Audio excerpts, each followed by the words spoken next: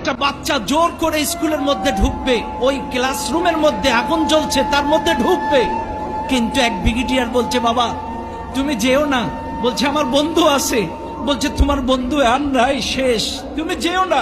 কিন্তু ছেলেটা শুনছে না, ছেলেটা কিন্তু সুস্থ, বাইরে আগে থেকে চলে এসেছে, কিন্তু ওর বন্ধু স্কুলের ভেতরে, ও বলছে না আমি যাব, দৌড়ে গেছে ওর কাছে, যে ওর বন্ধুকে বাইরে নিয়ে এসছে। ওর বন্ধু বাইরে আসার পর তখন মারা গেছে। তখন ব্রিগেডিয়ার বলতেছে বাবা আমি বললাম না তোমার বন্ধু আর নেই? তখন বলছে স্যার আমি গেছিলাম যখন স্কুলের ভেতরে, আমার বন্ধু বেঁচে ছিল, আমার বন্ধু আমাকে দেখে মুস্কি হাসি দিয়ে বলছে বন্ধু আমার বিশ্বাস ছিল তুই আসবি, আমার বিশ্বাস ছিল তুই আসবি। এরপরে আমি যখন ওকে বাইরে বের করতে গেছি তখন আমার বন্ধু মারা গেছে। আমি যদি না যেতাম আমার বন্ধুর শেষ বিদায় হাসি মুখটা দেখতে পেতাম না, আমি যদি না যেতাম আমার শেষ বিদায়টা দেখতে পেতাম না।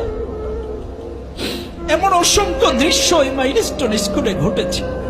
সুপ্রিয় উপস্থিতি, এই জন্য আপনাদেরকেও বলবো বন্ধুত্বের ক্ষেত্রে সৎসঙ্গে স্বর্গবাস, অসৎসঙ্গে নরকবাস।